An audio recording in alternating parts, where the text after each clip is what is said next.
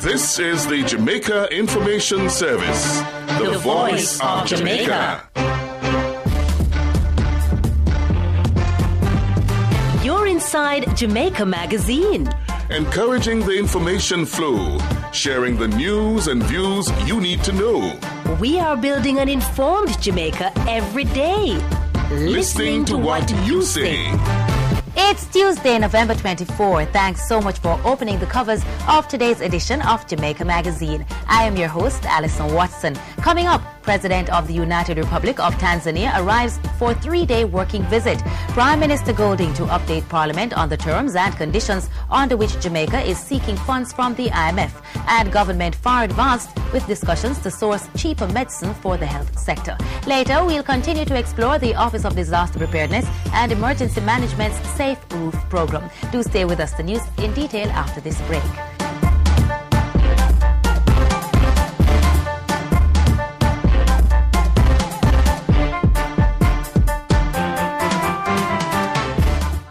In 5, 4, 3, 2, 1, let's go!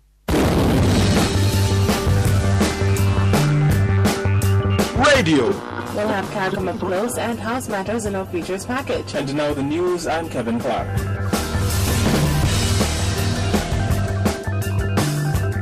Research and publications.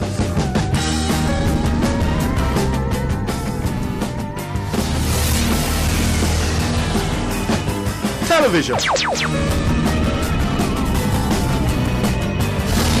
It's Wednesday, October 28th. We've got a hot Jamaica Magazine. Welcome to another edition of Editorial and photography.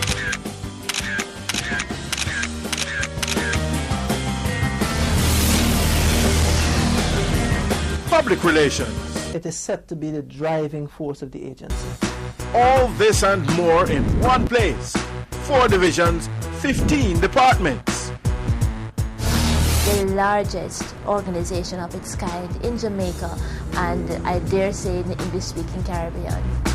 One strategic objective. Truth. Well told. It's the Jamaica Information Service. the voice of Jamaica.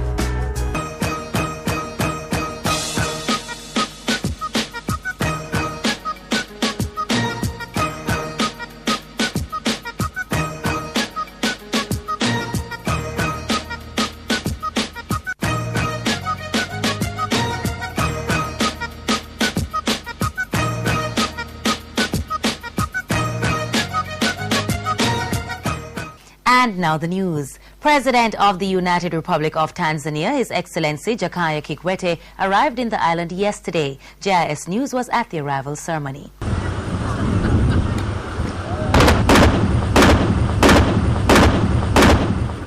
The sound of the 21-gun salute signaled the arrival of the president to the Norman Manley International Airport yesterday evening for the start of a 3-day state visit to Jamaica.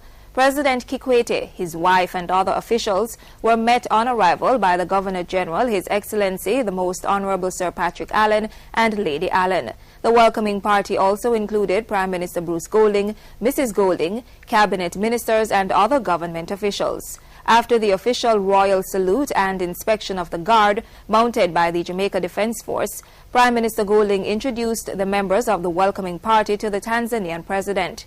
President Kikwete also introduced his delegates to the Prime Minister before the convoy departed for the Jamaica Pegasus Hotel in Kingston. President Kikwete and the Tanzanian First Lady are visiting Jamaica on their way to the Commonwealth Heads of Government Conference in Port of Spain, Trinidad. According to Jamaica House, the visit is an offshoot of one earlier this year by Tanzania's Minister of Water and Irrigation and officials of that East African country's Energy and Water Utilities Regulatory Authority. Several activities have been planned for the visiting president and his entourage. These activities include bilateral discussions with the Prime Minister and paying a courtesy call to the leader of the opposition, Portia Simpson Miller. One of the high points of the visit is an address by President Kikwete to the joint sitting of the Houses of Parliament tomorrow afternoon. A state dinner will also be hosted in his honor by the Governor-General tomorrow evening. At that dinner, the President will be conferred with the Order of Excellence. President Jakaya Kikwete departs Jamaica for Trinidad and Tobago on Thursday, November 26. Prime Minister Bruce Golding says government will update Parliament shortly on the terms of its proposed borrowing relationship with the International Monetary Fund. Jamaica is seeking a US $1.2 billion standby facility with the IMF. While addressing the Micro, Small and Medium Enterprises MSME dinner recently, the Prime Minister explained why that agreement has not yet been signed. It's been a hot topic in recent times that changed the deadline for Jamaica to officially re-enter into a borrowing relationship with the IMF. Prime Minister Bruce Golding is seeking to put the speculations to rest. We get criticized because people say the negotiations with the IMF should have been concluded a long time ago. Yes, we had hoped that they would have been. They have been dragged out, and perhaps the single issue that is most responsible for the time it has taken has to do with interest rates. Interest rates and debt. And that's something that has to be corrected, not because the IMF says so, because if it's not corrected, we don't have a future. We don't have anywhere going.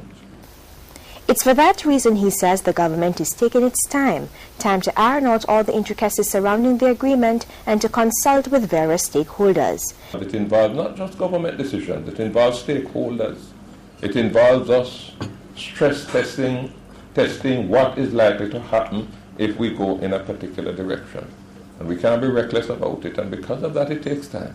In the meantime, Mr. Golding believes a reduction in interest rates will increase the access to credit for small businesses. He adds that there has been an increase in funding through the Development Bank of Jamaica. Jamaican small businesses are also favored in the tendering process for government contracts. Where a Jamaican company, small business, tenders on a project and it is marginally displaced, they're allowed a percentage to make them the preferred tenderer based on the fact that this is a Jamaican small business. For GIS News, I'm Andrea Chisholm. And the Prime Minister is again stressing that the development of the Caymanas Enterprise Zone will provide thousands of new jobs. In a statement from Jamaica House, Mr. Golding says investor interest has been strong and commitments have been made that will enable construction to begin next year.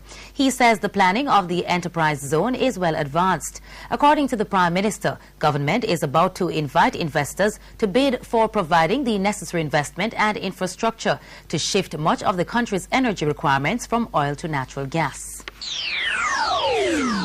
Minister of Health Rudyard Spencer says discussions are far advanced to source cheaper pharmaceuticals for the public health system. The remarks were made in a speech delivered on his behalf last night by Chairman of the National Health Fund, Lester Woolery. Government expects to save about $300 million through this venture. Minister Spencer says the savings will allow the state to source additional supplies. Turning to a related matter, the Health Minister says claims have increased under the National Health Fund, the NHF, Individual Benefits Program, and have been doing so for years. He is urging public sector pharmacies to continue to insist that persons with the specified chronic illnesses present their NHF card when purchasing drugs. A modern revenue tax centre is to be established in Christiana, Manchester. The time frame for the construction of the tax centre has not yet been determined, but Minister of Finance and the Public Service, Audley Shaw, says the old Public Works compound in the community has already been secured as the site for the centre. Where it is now is entirely unacceptable. A little cubicle where people come in and it's not comfortable. I want to make sure that we continue the business of establishing comfortable revenue centres throughout the country. Minister Shaw, who is also Member of Parliament for the area, made the announcement at the groundbreaking ceremony for the construction of the Christiana Health Centre. Last Friday, the Jamaica Social Investment Fund and the Chase Fund, in collaboration with the World Bank, signed an agreement for the establishment of a new health centre in the community. When completed, the new Christiana Health Centre will contain additional facilities such as a pharmacy and medical laboratory. A regional initiative to promote the use of information communication technology makes its way to Jamaica in early 2010. The Caribbean ICT Roadshow is organized by the Caribbean Telecommunications Union. CTU is an intergovernmental